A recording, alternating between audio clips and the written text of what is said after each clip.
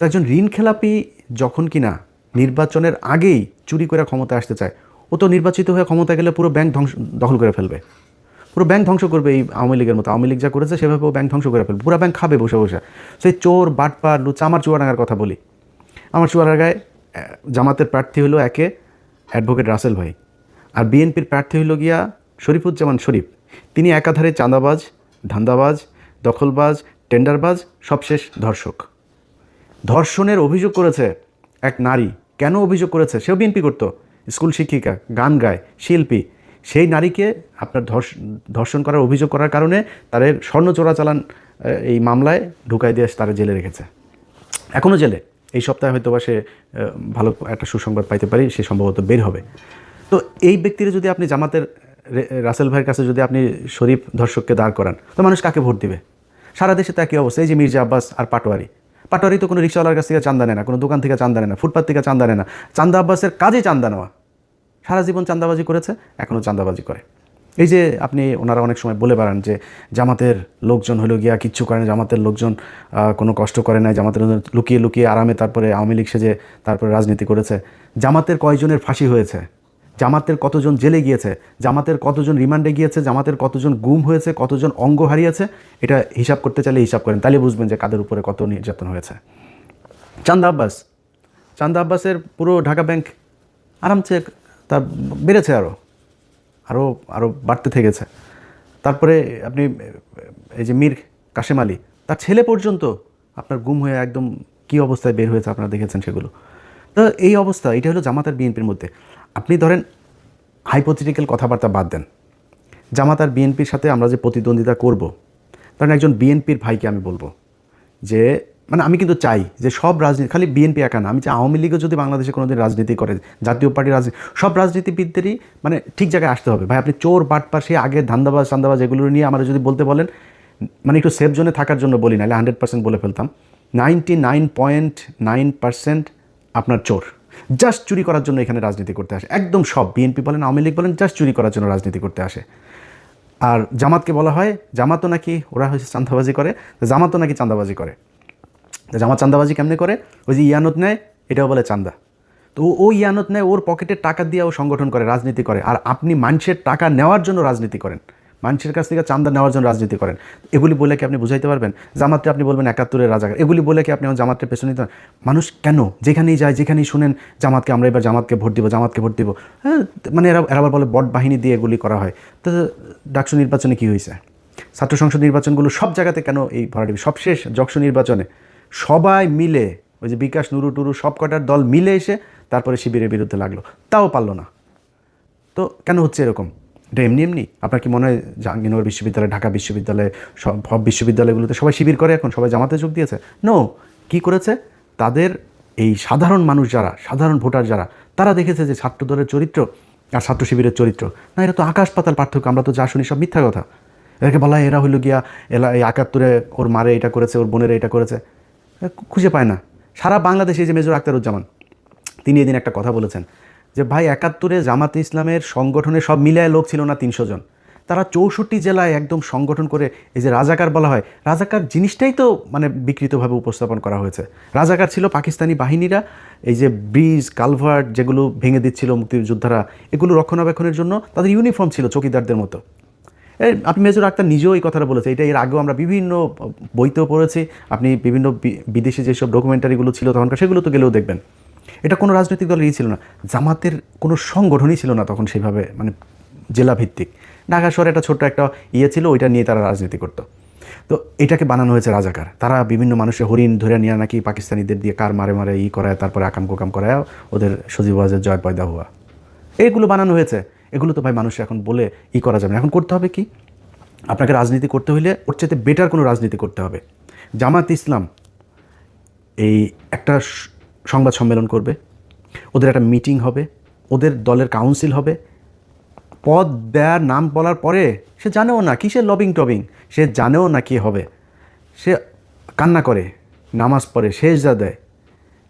কেউ কারোর পক্ষে কোনো বিপক্ষে বিদ্রোহী প্রার্থী কোনো কিছু নাই। এনসিপির পোলাপান, অখ্যাত পোলাপান, চেনে না কেউ এলাকায়, কেন্দ্র থেকে সিদ্ধান্ত হয়েছে তাকে লক্ষ্মীপুর 1 আসনে দেওয়া হবে।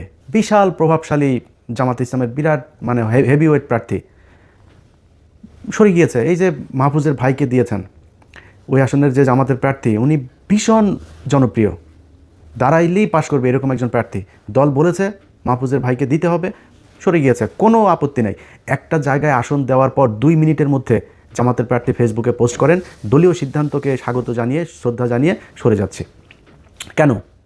মানে কোনো জায়গায় চেয়ার নিয়ে লাথালাথি নাই, ধাক্কাধাক্কি নাই, কোথাও বক্তব্য দেওয়া নিয়ে ধাক্কাধাক্কি নাই। খালেদা জিয়ার খিচুড়িটা নিয়েও আপনারা কারাকারি করে মারামারি করলেন। প্রতিদিন এদের কামড়া কামড়ি, সেই আওয়ামী লীগ যা করতো তাই হচ্ছে। আপনি বলেন ভাই আপনি আমার যদি এমন বলেন যে ও ইলিয়াস বোধহয় জামাতের দালালি করে, ভাই বলে কোনো সমস্যা নাই, আপনি যার মনে চায় বলেন। আমি তো আপনাদেরকে বিএনপি ক্ষমতায় আসার আগে আওয়ামী লীগ থাকা অবস্থাতে সবসময় একটা কথা বলেছি কি, যে আমার খালি আমি রাজাকার হইতে রাজি, আমি পাকিস্তানি মিলিটারি হইতে রাজি, সব হইতে রাজি, যা বানাবি সব হইতে রাজি, কিন্তু আমার আওয়ামী লীগ খালি বানাবেন, আর কিচ্ছু সমস্যা নেই। তো আমাকে আপনি যা মনে চায় বলেন, আপনি নিজেকে কোশ্চেন করেন। একটা সংগঠনের এত নিয়ম শৃঙ্খলা, এত ডিসিপ্লিনের মধ্য দিয়ে যে সংগঠন আসবে, কোনো চাঁদাবাজির নাই, অভিযোগ নাই, ধর্ষণের অভিযোগ নাই, টেন্ডারবাজির অভিযোগ নাই, এরকম একটা দলের পাশে দাঁড়িয়ে আপনি চান্দা আব্বাসকে দিয়ে কিভাবে দল চালাবেন? সো বেটার একটা পলিসি নিশ্চয়ই আপনাকে করতে হবে। কেমনে করবেন, কিভাবে করবেন সেটা আপনারা জানেন। কিন্তু আমি মনে করি যে যদি নাকি আপনি মনে করেন বিএনপি ক্ষমতায় যদি আসেও তারপরেও বিএনপিকে ক্ষমতায় টিকে থাকতে হলে, পরবর্তী নির্বাচনে আবার ক্ষমতায় আসতে হলে, এখন অনেক চামচা অনেক তেলবাজেরা বিএনপিরই হয়েছে, যারা গত 6 বছরে যারা তারেক রহমানকে চেনেই না, তারেক রহমান লন্ডনের কি এরকমও বসে বসে টকশো করেছে, সেই সব লোকজনও এখন নিজেদেরকে স্বঘোষিত বিএনপির দালাল হিসেবে পরিচিত করার সুযোগ। এত ইজ্জত বেচতে পারবো না ভাই, এত নিচে নামতে পারবো না। আল্লাহর রহমতে আল্লাহ না খাওয়ায় রাখেন না, আল্লাহ গরিবও বানায় নাই। আল্লাহর রহমতে যতটুকু খাওয়ার দরকার হয়, আল্লাহ যতটুকু পড়ার দরকার হয়, যতটুকু নিজের চাহিদা আছে, আল্লাহর রহমতে করার মতো শক্তি আল্লাহ দিয়েছেন। আল্লাহ যেন এই জায়গায় রাখে, কারোর কাছে যেন চান্দাবাজি ধান্দাবাজি হাত না পাতায়, তাইলেই হবে, আর কোনো কিছু দরকার নেই। কিন্তু যে পরিমাণে ন্যাকেট হইয়া মানুষের গালাগালি শুনে তারপরে দলের দালালি করে, নিকৃষ্টতম একটা কাজ। তারা যে গরিব মানুষ তা না, কিন্তু তারপরে মানুষ যা বলে বলুক, আমার একটু সুবিধা পাইতেই হবে, জোর করে তারেক রহমানের প্রশংসা করে তারপরে তার বিএনপির দালাল সাজতে হবে। এখন এইসব লোকজনের কাছে যদি আপনি আবার বিএনপির ব্যাপারে শোনেন, অনেক সুন্দর সুন্দর কথা, যারা 6 বছর বিএনপির ব্যাপারে বহু নেগেটিভ কথা বলেছেন, আমরা আগেও যেভাবে বলেছি এখনও সেভাবেই বলছি, ভবিষ্যতেও। যেহেতু বিএনপির একটা বিশাল শ্রেণী ভারত বিরোধী মানুষ আছে এখানে সবাই চান্দা আব্বাস না, এখানে সবাই শরীফুজ্জামান শরীফ না, এখানে অনেক ভালো মানুষ আছে। সো বিএনপির সবচেয়ে বড় কথা হলো জিয়া পরিবার, তারা ভারত বিরোধী, এটা পরীক্ষিত, ইতিহাস এটার সার্টিফিকেট দিয়েছে। আমি তার বিরুদ্ধে কেন যাব? আমার তার বিরুদ্ধে বলতে হবে কিসের জন্য? এটার যদি নাকি গঠনমূলক সমালোচনা করে তাদের যা ঠিক করা দরকার সেটা ঠিক করতে হবে। এটা যদি ঠিক না করেন তাহলে ভবিষ্যৎ অন্ধকার। আপনি যত কথাই বলেন, এখন এই যে অনেক ডিসি, এসপি, সচিব, অনেক পুলিশের ওসি অনেকে কিন্তু বিএনপি সাজার চেষ্টা করতেছেন। কিন্তু আপনাদেরকে একটা জিনিস বলে রাখি, সামনের হিসাব নিকাশ কিন্তু, সব কথা সোশ্যাল মিডিয়াতে বলা যাবে না, কিন্তু সামনের হিসাব নিকাশ কিন্তু অত ইজি না। শুধু একটু ক্লু দেওয়া যায় আপনাদেরকে। এই যে এনসিপি জামাত ইসলামে যোগ দিল না, এটা খুব সহজভাবে নিয়েন না। এই যে সরকার এখন হ্যাঁ ভোটের পক্ষে ক্যাম্পেইন করছে, খুব সহজভাবে নিয়েন না। এই যে রিসেন্টলি দেখবেন সেনাবাহিনী আপনার সন্ত্রাসী ধরপাকড় শুরু করেছে না, যাদেরকে দিয়ে মারামারি করবেন, শয়তানি করবেন, মানুষের ভয়ভীতি দেখায় ভোট নেবেন, নির্বাচন আসতে আসতে কিন্তু এই ধরনের লোকজন পুরো শূন্য হয়ে যাবে। যেসব ডিসি, এসপি, ওসিরা বাড়তি দালালি করে তারপরে মনে করছেন কোনো একটা দল ক্ষমতায় আসবে, মনে করেন হাইপোথেটিক্যালি ক্ষমতায় আসলো, এই যে আমি কোনো দলের নাম বলছি না, যে কোনো একটা দল আসলো, আর সেই দলের দালালি আপনি করছেন, মনে করেন সেই দলটা 5 বছর পরে যাবে না ক্ষমতা থেকে? আপনাদের যাদেরকে মাপ করে দেওয়া হয়েছিল 5 তারিখে, তাদেরকে কিন্তু মাপ করবে না এর পরের বার। সো খুব হিসাব করে আপনি আপনার দায়িত্ব পালন করবেন, বাড়তি সুযোগ সুবিধা দেওয়ার চেষ্টা করেন না। কারণ জামাত ইসলাম যেই পলিসি নিয়ে তারা আগাচ্ছে, সেটা হলো প্রতিটা কেন্দ্র তারা কাউন্ট করবে। এবারের আগে থেকে বলে রাখি, এবারের নির্বাচনের ফলাফল ঘোষণা হইতে পারে 3 দিন লাগতে পারে, কমপক্ষে 3 দিনও লাগতে পারে এবারের নির্বাচনের ফলাফল। কেন লাগতে পারে? কারণ কিছু কিছু জায়গায় এরকম 2 নম্বরই করতে পারে। হঠাৎ করে ডিসি অফিস থেকে একটা হয়ে যেতে পারে, ঘোষণা হয়ে যেতে পারে, অমুক 3.5 লাখ ভোট পেয়েছেন অমুক চান্দা আব্বাস। এখন চান্দা আব্বাস যে 3.5 লাখ ভোট পেয়েছে, এখন পাটোয়ারির ভোটগুলি তো জামাতের লোকজন তো প্রতিটা কেন্দ্রের ভোট তারা কাউন্ট করেছে, কেন্দ্র থেকে ফলাফল নিয়েছে। ঘোষণা দিয়েছে ওখানে যিনি আছেন প্রিজাইডিং অফিসার। তো তিনি যে বললেন এই কেন্দ্রে ভোট হয়েছে হলো ধরেন সারা ওই ঢাকা 8 আসনে মনে করেন ভোটার হলো 2 লাখ।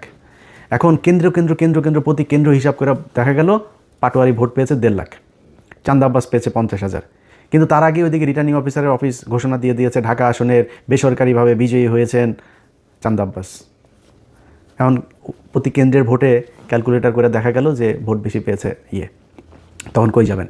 সো এরকম 2-1 জায়গায় ঘটতে পারে, আর বেশিরভাগ জায়গাতেই এরকম করা যাবে না। খুব সুষ্ঠু একটা ভোট হবে, এটা মাথায় রেখে তারপরে নির্বাচনে কাজ করতে হবে। যাদের এই যে ঋণ খেলাপি যারা করে এখন নির্বাচন, এই যে হাসনাতের এইখানে ব্যাংকের কর্মকর্তাকে জোর করে আদালতে নিয়ে এখন বলানো হচ্ছে যে তার সাথে আমাদের মীমাংসা হয়ে গিয়েছে। যে ব্যক্তি এটা করছে সে ক্ষমতায় গিয়ে পুরো ব্যাংক খেয়ে ফেলবে। আমি তার কেন বলতে, এই লোকটার গতকালকে একটা ভিডিও দেখলাম, তা সাংবাদিক ছবি তুলছে, প্রচণ্ড খারাপ ব্যবহার করে সেই লোকটার সাথে করছে। এ নাকি মানে হুদাই মানুষজনের ধরে চর থাপ্পড় মারে, রিক্সাওয়ালাদেরকে গাড়ি থেকে বের হয়ে যায়, রিক্সাওয়ালা ধরে থাপড়ে, মানে খুবই মানে বেয়াদব টাইপের লোক। তো এই ধরনের একটা লোক আপনার এলাকার এমপি হবে, এটা মানুষ মানবে যখন আপনার হাতে অপশন আছে। আগের হিসাব বাদ, আওয়ামী লীগের চোর ছিল, আপনি একটা বদমাশ ছিলেন, এটা অন্য জিনিস। এখন তো নিজেদের পকেটের টাকা খরচ করে ডিসিপ্লিন একটা দল আপনার অপোজিশনে। সো সেই সাধারণ মানুষগুলো যারা সুইং ভোটার, সেই সুইং ভোটারগুলোর সিদ্ধান্ত কোন দিকে যাবে। সারা জীবন কিন্তু এই সুইং ভোটারদের ভোটের মাধ্যমে এই দেশের রাজা নির্বাচিত হয়েছে, পরাজিত হয়েছে। সো এইবারও সেটাই হবে আমি আশা করি। এবং সেই সুইং ভোটাররা কোন দিকে ভোট দিবে সেটা আমার মনে হয় বিশ্ববিদ্যালয়ের ছাত্র সংসদ নির্বাচনগুলোতে কিছুটা দেখিয়ে দিয়েছে। আমরা বিএনপি এবং জামাত, তাদের মধ্যে সেই আওয়ামী লীগ বিএনপির মতো অবস্থা, আওয়ামী লীগ জামাতের মতো অবস্থা কখনো ফিরে আসুক আমরা চাই না। একটা দল নির্বাচনে জিতে আসবে, যারা এক্সট্রিম কথাবার্তা বলে তারপরে এই দুই দলের ভেতরে গ্যাঞ্জাম বাজাইতে চান, আপনার সোশ্যাল মিডিয়াতে কমেন্ট করে ভুয়া ফেক আইডি খুলে তারপরে দুই দলের ভেতরে ডিজেফার কিছু আছে, আওয়ামী লীগের কিছু আছে, ইন্ডিয়ান কিছু আছে, এরা এগুলো করতে চায়। আমি সেই রাস্তায় কখনোই হাঁটবো না। বিএনপি এবং জামাত, এই দেশে দুইটা রাজনৈতিক দল থাকতে হবে। সো দুইটা রাজনৈতিক দল যেহেতু থাকতে হবে, আমি মনে করি বিএনপি এবং জামাত এই দুইটা আমার বেস্ট চয়েস। সো তাদের ভেতরে প্রতিযোগিতা থাকবে, প্রতিদ্বন্দ্বিতা থাকবে, কখনোই সেই আগের মতো প্রতিহিংসা হবে না, আগের মতো মানুষ গুম হবে না, নির্বাচনে জেতার জন্য কাউকে আপনার ফাঁসি দিয়ে মারা হবে না, নির্বাচন করতে পারবেন এই জন্য কাউকে জেলে নিয়ে রাখা হবে না, জেলে নিয়ে স্লো পয়জন করা হবে না। সো এটা কোনো দিন যেন ফিরে না আসে বাংলাদেশে। হ্যাঁ, মারামারি হবে, 2-4 জন মারাও যাবে, এরকম ঘটনা ঘটবে বাংলাদেশের মতো। এরকম মানে এখনও অর্ধসভ্য দেশগুলোতে তো এগুলো হবে, তৃতীয় বিশ্বে এটা খুব স্বাভাবিক বিষয় যে যেই সব দেশে এখনও রাজনীতিতে অনেক ব্যক্তি স্বার্থ থাকে, আর্থিক অনেক সুবিধা লাভের ব্যাপার থাকে, সেখানে হইতে পারে, কিন্তু সেই পরিস্থিতি যেন আর কখনো না হয় সেই আশা করি। সে কারণেই আমি মনে করি যে সামনের নির্বাচনটা একটা সুষ্ঠু নির্বাচন হবে, এবং সেই নির্বাচনে আমার জন্য আমার ব্যক্তিগত মতামত, যদি বিএনপি অথবা জামাত এমন একটা কিছু করতে পারে, তারা সেটা নির্বাচনের আগে নিশ্চয়ই ঘোষণা দেওয়া দরকার নাই, দিবেও না। তাদের একটা একটা কি সরকার, জাতীয় একটা সরকার টাইপের, যারাই ক্ষমতায় আসুক, দেখা গেল যারা সংখ্যাগরিষ্ঠতা পাবে তাদের প্রধানমন্ত্রী থাকবে। এরপরে কয়েকটা মন্ত্রণালয়, কতগুলো আসন পেলে কোন মন্ত্রণালয় কাদের কোনটা থাকবে, এরকম কিছু মন্ত্রণালয়গুলোতে তাদের কিছু ভাগ দেওয়া এবং সবাই মিলেমিশে দেশটা চালানো। আমি মনে করি এরকম কোনো কিছু একটা করলে সবচাইতে ভালো কিছু হবে। এবং আমার বিশ্বাস যে তারেক রহমান এবং ডাক্তার শফিকুর রহমান দুইজন, মাঝখানে ডক্টর ইউনূস তো আছেনই, তাদেরকে নিয়ে ভালো একটা নির্বাচন হবে এই স্বপ্ন দেখি। সবাই ভালো থাকবেন, আল্লাহ হাফেজ।